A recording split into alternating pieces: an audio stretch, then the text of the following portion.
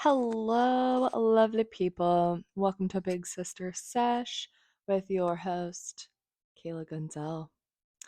I am here again to talk to you again about dating and how atrocious it is. And yeah, that's period. That's it. First, we're going to talk about how absolutely miserable the dating pool is because I think every single one of us has a horror story or just a lack thereof because simply dating isn't a thing anymore. Almost it feels like it's just like hookup city. But basically, it's rough. It is rough stuff out there. These hoes don't want to try, they don't want to plan a date, they don't want to make any real effort, they don't want to spend $20 on your entree, they don't want to hold the door open for you, they don't want to ask you any questions about yourself, they don't want to do any of that stuff. And I think a lot of us are choosing to just be single until a man can actually step up and be a fucking gentleman.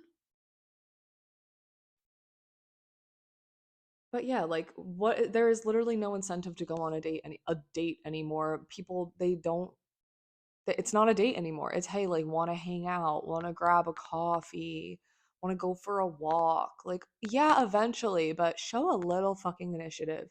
Pay for my $20-$30 entree and take me to dinner or like make a real plan or like plan an event of some sort. Like let's go to a concert. A concert ticket can be $10, but you found the concert, you planned the concert, whatever. Like ooh, show a little initiative. But they don't. They don't. It is ironic that this is the worst I've looked on this podcast and I'm talking about dating. I've got a couple horror stories for you. Um this one guy, I've definitely talked about him already, but we'll call him Schmoll. And Schmoll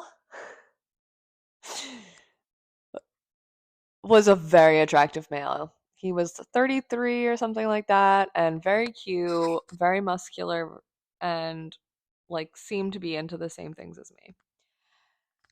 And he was like, let's let me get your number. And then he texted me that night and was like, what do you say about spontaneous dinner like right now? And I was like, that is all, like I love like the effort or whatever, or like the what, like right nowness. And so I was like, okay, cool, he seems like might be down for the same things as me. And then I couldn't hang out that night, but I was like, all right, like another night. We made another plan, and he was like, I'll come pick you up and I'll take you to dinner. And I was like, cool, like, gonna pick me up? That's sweet. Um, and gonna plan dinner. And I was like, cool. And so he picks me up and he like opens the door from the passenger or from the driver's seat. And I was like, okay. And his dog's in the car. And I was like, okay. I was like, so that limits a lot of places we're gonna go. Guess it's gonna be kind of a chill night, which I did not look chill. I beat the face. I looked pretty good. Thankfully, I had a relatively chill outfit on. It could have gone both ways. But yeah, so we went to basically this like food truck park, and that's fine. Like, it's not. I would have liked to know, I guess. I would have just liked to know because I felt kind of silly wearing what I was wearing. I didn't know to bring a fucking jacket. It was cold. So yeah. He talked about himself literally for the first hour. And I tried to give him the benefit of the doubt. I was like, maybe he's nervous, blah, blah, blah, blah, blah, blah. And then at the end of the night, he walks in front of me, and I'm like, oh, he's going to open the door for me. And he opens the door for his dog. And I was like, facts. Whatever. We get in, we like sit in his car like little babies and just talk for a little while. And then he drives me home. And I was like, ugh, okay. Didn't love that, but like He's really cute. And like we still seem to have a lot in common. He's into nutrition and fitness and blah blah blah blah. He also worked with cars, and my car was broken at the time, and I, perhaps could have used some help, which I didn't get. Karma's a bitch. However, one night after work, I hit him up and was like, "Do you want to meet me for a beer?" We meet for a beer. He again he shows up stoned, and he told me that he was stoned, and I was like, "Okay," and I was like, "Okay." Um, and we just like chilled. And again, he asked me a few more questions about myself this time, and I was like, okay. And I still was like, whatever for the plot. And then he was like, let's have a sleepover on Thursday. And at first I was just like, haha, yeah, okay. And then I thought about it for a day and I was like, I don't want to sleep over at this man's house. I don't know this person. Like you, as my one friend said, you want me to go unconscious next to you after this will be the third time seeing you. And so after a day, I texted him and said, hey, I, am still interested in you, but I don't really feel comfortable sleeping over. I hope you understand. Like, still look forward to seeing you. And he didn't answer me for a whole day, which was uncharacteristic of him. And then he sent me his fucking Spotify Wrapped, just a screenshot of it. And I was like, you're not going to answer. Like, that was a vulnerable text, in my opinion. And you're 33 and you should respond to that text before you send me something like silly like that. And so I didn't answer because, and then he texted me again the next morning and said, good morning, sent me a selfie, and I didn't answer. And then a couple hours later, he finally addressed the text message. And I am in my no I am here for no silly games. I already gave him a chance. Like me going on a second date with you, date, seeing you a second time after that first date was was your chance. And so I was like, honestly, like I just feel like we have different communication styles. This is literally what I said in a text. I was like, I think we have different communication styles. I don't really think it's gonna work out, but I wish you the best. I hope you find like a good girl. And he goes, I can't say the same after this shit. You're a bit dramatic. And then sent me a peace out sign. I was like, cool. So, what's the moral of that story? You might ask. I would say the moral of that story is if he starts out on a low, there are certain circumstances where you can give him a second chance, but like, oh, I also forgot to mention he like Googled in the car this place and he's like, oh, there's one near you. Perfect. So like he didn't even have a place picked out. He just showed up and like figured it out in the car. And I was like, okay. The moral of the story is that men are terrible and awful. And even if they're cute, don't give them a chance. No, the moral of the story is like, don't put up with bullshit at all, especially not in the beginning. If there's, if you, it's a I feel like we know as women intuitively what the threshold is, and I should have known the second he pulled out his phone to Google where we were going. And then when we pulled up to a food truck park, like that's fine, honestly, for like third or fourth date. But I feel like when you're trying to impress somebody and like I like you and I'm interested in you, like you should take me to a place where we can like sit down. And it was freezing and you brought your dog. Like we didn't have to go somewhere fancy. We could have gone to a like bar, like a chill bar, got a beer and a burger and just had a conversation.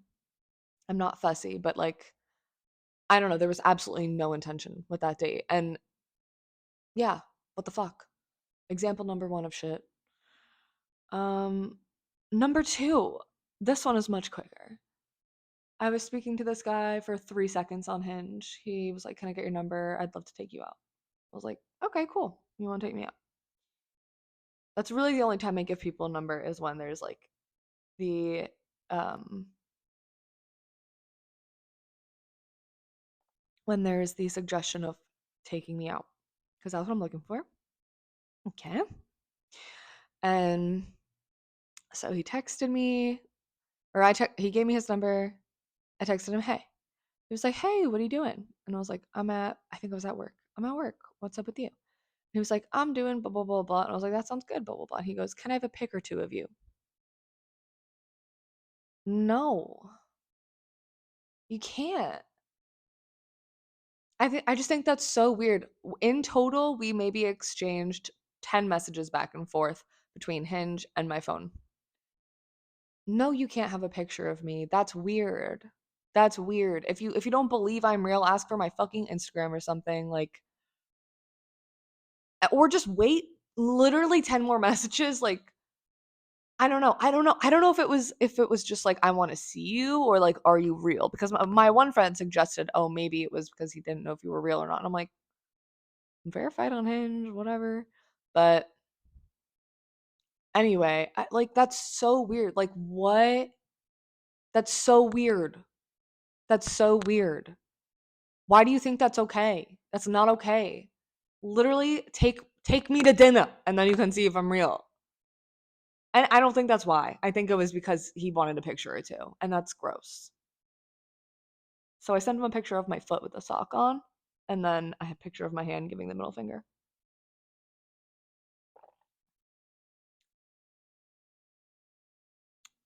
We have ceased to speak.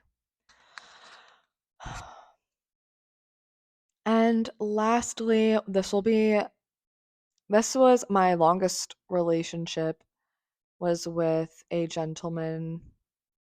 I'm Gentleman is such a generous word. Was with a boy named not named. I'm not going to name him. But we dated for 3 years and he weaponized his incompetence. He, I don't know how to do the dishes right. I don't know how to clean right. Like I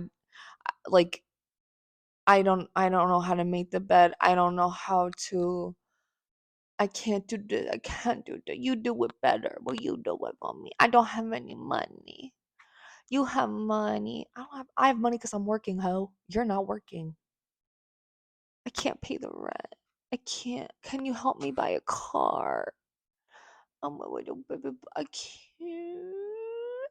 And he just like I was a mother, a girlfriend, a therapist, a friend, like I was everything to this person, and I got very very little. I got mostly just taken and taken and taken from. I felt so taken advantage of, and he literally used his like it's miserable. They're all miserable, and there's so many people. I know there's so many women going through the same fucking thing as me. Women and men that are going through the same thing, and they, them, and whoever the fuck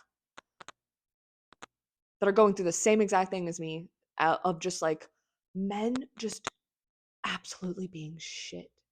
They are narcissistic, pretend to be stupid, pretend or are emotionally unavailable, pretend to be emotionally unavailable, abusive emotionally and physically. That why like it's so miserable. And then the few good guys that there are out there, who at this point I'm not positive there are some guys, it's like they're either absolute pieces of shit or obsessed with you and don't understand that like they're coming on way too strong. And it's not you that they're obsessed with. They just need somebody because they're lonely and sad. I think we all know how. Oh, this is a new position that I can sit in. I think we all know how terrible it is. Why then? Why do we keep dating as women and men and they thems? Why do we keep trying? For some of us, for some of us, I think we just really are looking for that person. Um, and I think we've also been told since we were little babies that you need to have a partner in order to feel fulfilled and like your life matters and counts and like you're worth anything because look, I have this person who's willing to commit themselves to me. And I don't think anything could be further from the truth, which is something I'm learning still. While dating, I'm also comfortable with being so nitpicky because not nitpicky, but like just I'm so willing to uphold my standards because I'd rather be alone, and I'm so okay with being alone than being with somebody who's not making me just like you need to be able to enhance my life for you to come into it at this point, because at this point I can essentially provide for myself. I'm in debt, but I can essentially provide for myself. I have fun, I have friends, I have love, and I have support, and I have family, and I have a big beautiful apartment that I love, and I feel so comfy cozy in, and I don't want to share it with anybody. And I don't want to pretend to listen to anyone else's music right now. I want to listen to my music all the time and my podcasts. So I'm really okay with not sacrificing any of those things right now for a partner. However, I look still in hopes that maybe there will be someone that I'm willing to, go 50-50 on with all that shit. But why do some of us look still when we know it's so bad and when we keep getting hurt and when we keep getting hurt? I think a lot of us, first of all, it's not a crime. It's not a crime just because it may be a little, it may be a little going with the grain to want that. There's nothing wrong with wanting that. You don't need to like fight the patriarchy. You don't need to fight the patriarchy in all the ways. It's okay to want love and a partner and marriage and children. Um, but I think a lot of us are so desperately seeking because we are like desperate in here and we're not happy in your heart and your soul and your body and your mind. You're not happy, or you'd feel like you need validation or whatever. In these relationships, we tend to be able to not focus on the things that are wrong in our own life, and we worry on fixing or just like making the other person happy. And especially as women, we mold ourselves and we kind of lose ourselves for these men. We like, I keep seeing, it might just be my side of TikTok, but it's like when someone says, "I love your personality," it's like, "Thanks, it's a mirror of you." Like women, we project what we think the other people want to see, or we mirror them because that's like some psychological bullshit that we do probably subconsciously. I think while I think denying that most of us, if not all of us, want our true love or something like that. I think while we're looking for that, I think firstly, being real with yourself and getting clear on yourself and making sure your shit is in a neat and tidied up bow for the most part. Obviously, no one's perfect, but you need to be actively working on yourself, been working on yourself, have been like you need to be working on yourself for a couple years before I think any real serious relationship can actually thrive. You need to have your own foundation, like both of you. You can't be a steady foundation and this person be like a crumb. Like you both need to come in at kind of the same level or around it and build up, because period, that's it. I think that starting with no foundation or having stuff that you know you need to work on within yourself, or they or no, or see things in them that you know that they're going to need to work on, coming together during that time is really really hard. It's not impossible, but I think, I think in this day and age it is socially acceptable to take a beat and work on yourself first.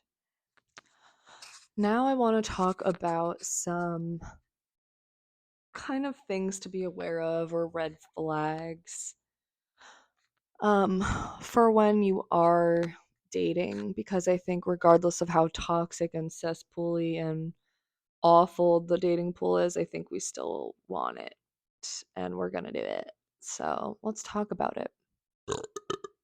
My first point that I'd like to make, which I feel like I make in a lot of these, is to not lose yourself. Do not mold and change and hide and try to become something for somebody. If they don't accept you as you are, get out of here. And that's not to mean like if you want to self improve, that's fine. But if someone doesn't love you because you have a little chub on you and like you're comfortable with your chub, but this person points it out and then you become aware and then you're like, I need to lose weight, fuck them. Like, not literally, like, get away from me. We, as women, I feel like are so accepting. I will take a fucking 3 out of 10 if he's funny and will take me on a proper date. I will literally date such a medium ugly man. But if he treats me well and he's funny, that's literally all I care about. Men's standards for women are so high. There is a reason, Jesus, there is a reason why there are literally fake AI women accounts who are like perfect and unattainable and not men. And like these men are following these women. Like it's just so stupid and disgusting. Men have ridiculously high standards for women. Fuck that. Fuck them. Do not lose yourself. Be true to who you are. If you don't like wearing makeup, don't start wearing makeup because a guy says he likes you better with it on. If, he likes your hair long, like whatever, shut up. Another reason to not do that is because as someone who did all those things, who, you know, wore my hair a certain way and did my hair and wore my outfits and like did all these things, did makeup, did, whatever to appease a fucking man. I ended up hating him and resenting him, and it was definitely partially the reason for our downfall because I, didn't accept myself and like myself as I was. Another reason not to lose yourself in these relationships, in dating, is because if and when they go, which a lot of them will, you're going to be stuck with these like this fucked up puzzle of like it's like you took all the puzzle pieces from three different puzzles trying to make the perfect puzzle picture. And now you're left with all these fucking mismatched puzzles. And this is not your puzzle. This is not what the puzzle was supposed to be. And now you have to kind of resort. You have to resort the 5 or 6 different puzzles. All the things that you took from that you tried to be for this one person. Do your own puzzle. You are your own puzzle. Keep your pieces. They're beautiful the way they are. But I like like I said, I did my hair and my makeup a certain way and like blah blah blah blah blah because of this man. And now I get to be fun and creative with my hair and my makeup or not wear any or wear whatever I want. You don't have some guy being like, you're wearing that. You're not gonna change. Could you put a little bit more effort in? Get fucked. And when we broke up, I had to rediscover that side of me. Like, what does Kayla really want to wear? What is her style? This man told me I had no style. Well, I'm literally doing no favors for myself right now, but I do have style. I do. I had to figure out all these things again, and it was kind of depressing. It was fun in some way, not fun. It was an experience, a creative experience to be able to rebuild myself again. But I wish I could have just been building myself for that whole time into an even more stable version of myself instead of having to start over or be put back 3 years. And in those experiences where you have lost yourself, or maybe you've realized some things that you didn't like you've done or they did, write it down so clearly, write out so clearly what you expect from a partner, what you want from a partner. Um, and like just get super clear on your expectations so that as soon as somebody shows those signs of like, you can be like, all right, no. Like you can give it be like, actually, like I need this. And if they can step up, great. If not, no. Bye. Bye bye bye bye bye bye bye bye bye bye. And obviously this list is not supposed to be like exhaustive and explicit restrictive, like so restrictive. But things like planning dates, if they are not planning the first 3 dates, if they didn't plan anything for three times, bye. The second time, bye.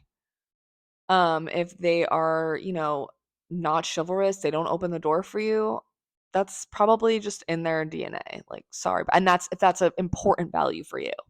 I have a friend who like, you need to be a fucking gentleman or sorry. Like, then bye. If like a man paying is really important to you and he doesn't offer to pay or like is like want to go splitsies, goodbye, goodbye, goodbye. Just get like let these shitty ass experiences in this miserable goddamn forsaken cesspool of a dating experience, whatever. What did I just say?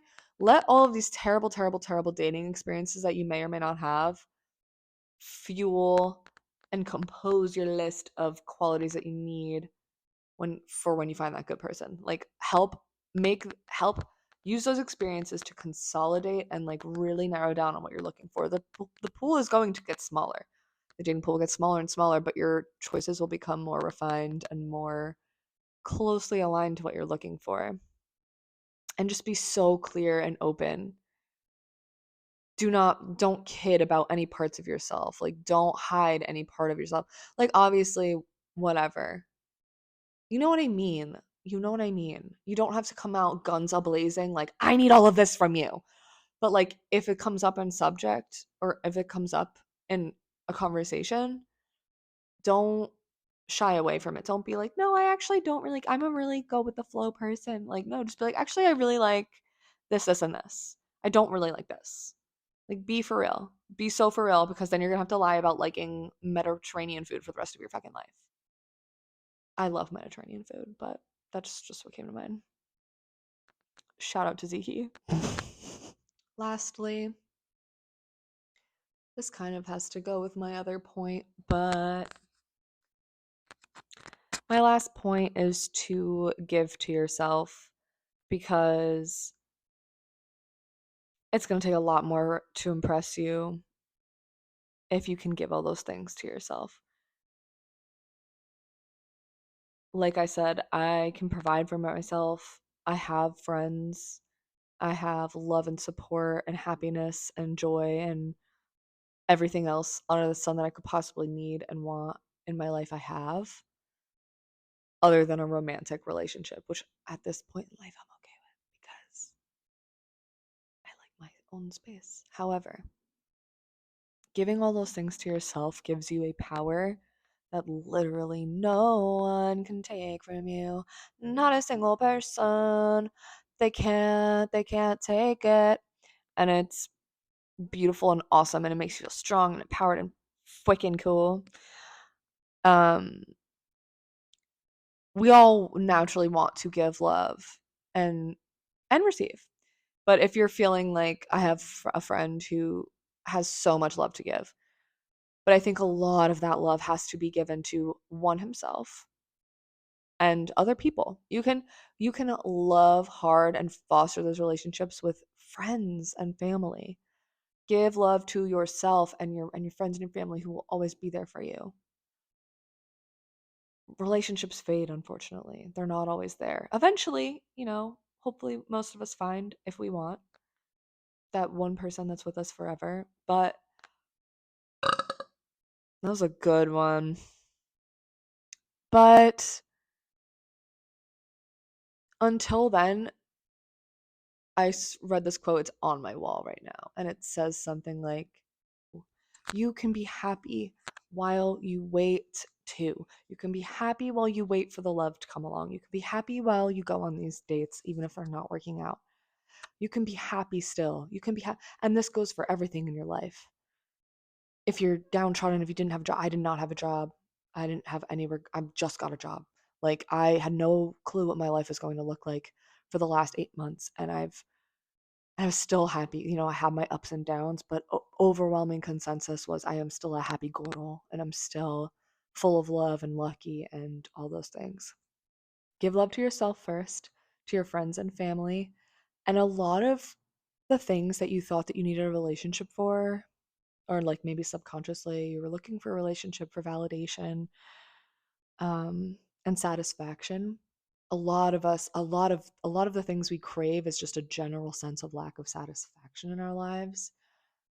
And if you can, find that satisfaction in friendships and relationships with your family and just like other people through your work, you'll find that like that hole is much smaller than you really felt. It's just you were looking to fill that hole in one place, and most of the world will tell you that it would be from love. You would get it from a loving relationship with a romantic partner, but you can get it in so many things.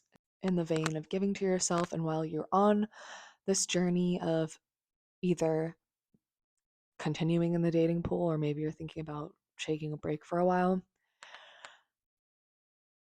it is really hard to work on yourself when you're in a relationship, and I think it's incredible to have the time to work on yourself alone with support from your friends and family, but to have like to have an apartment to come back to and be able to scream cry and journal and lay in my bed all day if I want to because I need a fucking mental reprieve, or take a bath and be alone and just like meditate at any point or do yoga fucking naked, to to lay on my rug and just like stare at the ceiling and just think about all the things. To have a whole space dedicated to you, and just mental space, even if you don't have a physical space of your own. To not have the mental weight of caring for another person in that capacity, or like it's honestly just such a distraction to be like, I wonder what he's thinking, I wonder what he's doing, does he love me, I love him. Like to not have that distraction and that mental weight is such a fucking blessing. It's really hard to grow. There's two schools of thought here. If you and the person are kind of on the same, I keep wiping my eyebrows. Fuck. If you and this person are on the same wavelength of growth, then you can do it. But there needs to be some growth that needs to happen beforehand. Like I personally don't think you can start a growing journey with someone. Um I that's not true, but I think there are very few instances where you can start a growth journey with somebody. Maybe you have history of, maybe you've been together 3 years and you both decide we want to grow in this one aspect, or like in any aspect. You both are unhealthy and you want to get fit together. I've seen, that's kind of what I mean. But like if you're both two broken people with two separate like bullshits going on and you try to come together in dating, you're both using each other as a distraction from the work that needs to be done within yourself. Like if you have like daddy issues and like I'll use myself. If you have daddy issues and an eating disorder, they are not going to be solved with a guy who has emotionally unavailable and, had an abusive mother. That's not going to happen. It's not going to go down well. You need to be you need to be like committed to the work. You need to be those habits of yours to do the work, to be working on yourself, to do the journaling, to have the anxiety coping mechanisms, to like have spoken about your relationships with your father, and have the like know the triggers and know the things to look out for in those men that are that are like triggering you into whatever. You need to have those things down pat before you enter a relationship with somebody. And the same with them. They need to have their anger issues sorted out. They need to have their emotional unavailability in check by going to a therapist and working on it, or reading the books if they can't afford it, or watching the videos or listening to the podcasts. Like y'all need to be doing the work. You don't need to be perfect, but you need to be doing the work. Everybody needs to be doing the work before they get in a relationship. You need to be doing the work. You need to be ingrained in the work. Because as soon as you get into a relationship, there are going to be things you need to add to that list of things to be on top of.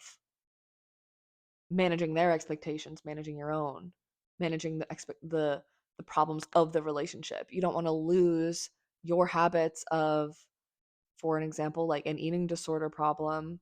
Like if you get stressed in a relationship and you don't have those things under check, your eating disorder might be exacerbated. You need to have those things in check so that when, yeah, period, that's it. Basically what I'm saying is you take this opportunity to grow so that when you do have love, you don't have to wait. You don't have to be like, oh shit, like he might be the one, but I am this way. And I've already hit this nail on the head a few times, but it is better to be alone. Despite what a lot of society tells us, it is better to be alone than with somebody who doesn't make you feel 100%. It is better to be alone. It's better to be alone. I think that's it. I hope you got something from commiserating with me with my terrible dating experiences. I hope you learned something about not losing yourself and giving to yourself in the process of navigating this shite pool that is the dating scene of America and probably beyond America. I just wouldn't know and I can't speak on it. However, I wish you luck. I wish you purpose. I hope you work on yourself this week. I hope you pick up one little habit for yourself that makes you feel like a better, more stable person. I hope you eat something yummy for dinner. I hope you find $20 on the floor.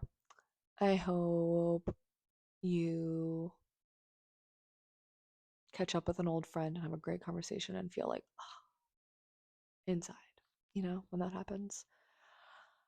Have a blessed day. Okay, Jesus. Have a beautiful day. This has been a Big Sister Sesh with Kayla Gonzell. Um, Hopefully next time I won't be talking about boys or dating because that's literally all I can think about lately. Anyway, peace out, Girl Scout.